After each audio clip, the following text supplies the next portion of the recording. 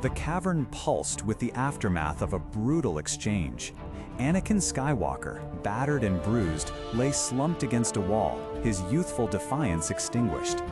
Obi-Wan Kenobi, ever the steadfast master, was force-choked, slowly lifted from the ground by an unseen grip, his eyes wide with a mixture of pain and disbelief.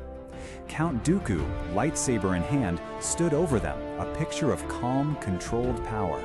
Victory was clearly his. Yet the air still hummed with an uneasy tension. He knew this wasn't the end of the night's challenges. And then a flicker of green.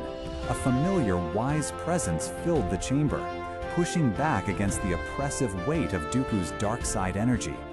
Grand Master Yoda, diminutive in stature but immense in presence, entered, his gimmer stick tapping rhythmically on the cave floor.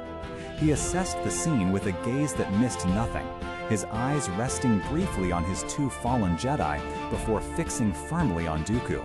The stakes had just escalated profoundly. What followed was a spectacle, certainly, a duel unlike any other witnessed in the Star Wars saga up to that point. It began as a clash of wills, a raw display of force power. Dooku, wielding the full might of the dark side, hurled lightning, telekinetically launched debris, and shook the very foundations of the cavern. But Yoda, with an almost playful agility, deflected, redirected, and absorbed every assault. His movements were a blur, a testament to decades, centuries even, of mastering the Force. It wasn't just a contest of power, it was a dance of opposing philosophies, of light against shadow. And then the lightsabers ignited. Dooku's elegant, curved hilt, emitting a crimson blade, met Yoda's surprisingly vibrant green shoto. The clash was deafening, the sparks flew, and the hum of the blades filled the immense space. Dooku, despite his age, moved with a grace and precision born of his mastery of Form 2, Makashi. He was a duelist of the highest caliber, precise and deadly. But Yoda, astonishingly, was faster, stronger, and more relentless. He moved like a whirlwind, a green blur, forcing Dooku back, step by painful step. Visually, it was breathtaking. The speed, the agility, the sheer power emanating from these two legendary figures was captivating.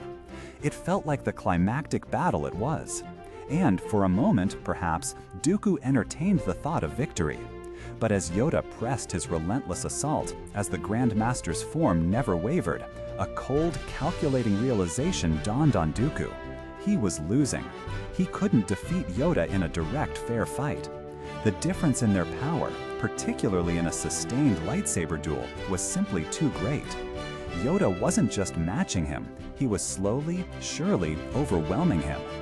This is where Dooku's true genius, his profound cunning, shone through. He wasn't a villain consumed by ego or blinded by rage. He was a pragmatist.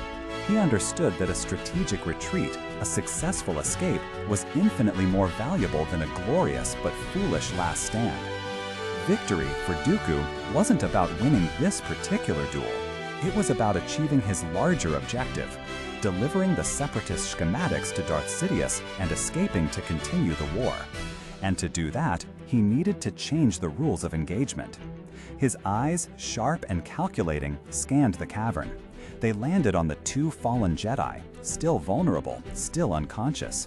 A massive central pillar of rock towered above them, a structural linchpin of the cavern itself. Dooku didn't hesitate. With a surge of dark side energy, he unleashed a telekinetic blast, not at Yoda, but at the very base of that colossal pillar. The stone groaned, then cracked, a deep, resonating sound that echoed through the chamber. The pillar began to sway, slowly at first, then with increasing speed, directly towards the helpless forms of Anakin and Obi-Wan. For Yoda, the choice was no choice at all.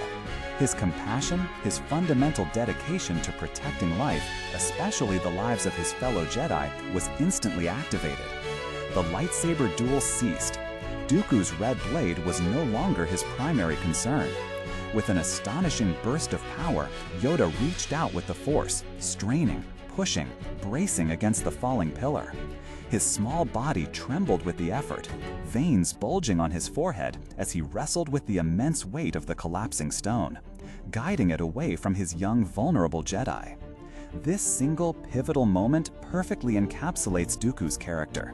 He understood Yoda's nature. He knew that Yoda's compassion was not a weakness, but a defining characteristic, and he exploited it with ruthless precision. By creating an impossible dilemma, he forced Yoda to choose between pursuing his enemy and saving his friends. Yoda, of course, chose compassion, and in that crucial moment, Dooku didn't linger. He didn't gloat. He simply turned, activated his speeder, and made his escape, disappearing into the depths of the hangar. This wasn't the furious, all-consuming rage of a Vader, nor the theatrical, self-sabotaging arrogance of a Palpatine.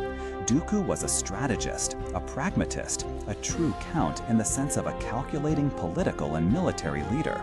He understood that sometimes the most intelligent move is not to fight to the bitter end, but to withdraw, to preserve your resources, and to live to fight another day.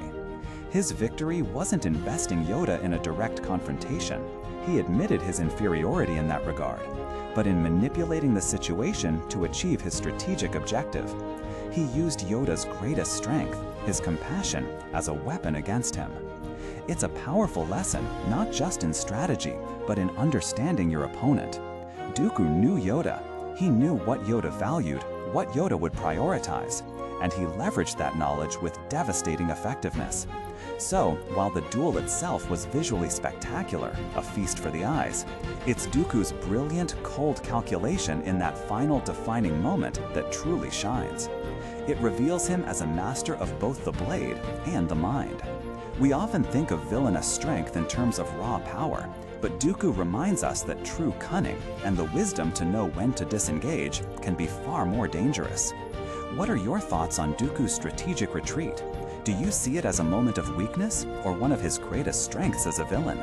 Share your insights in the comments below. And if you enjoyed this exploration of a subtle yet profound moment in Star Wars history, consider subscribing or following for more deep dives into the galaxy far, far away.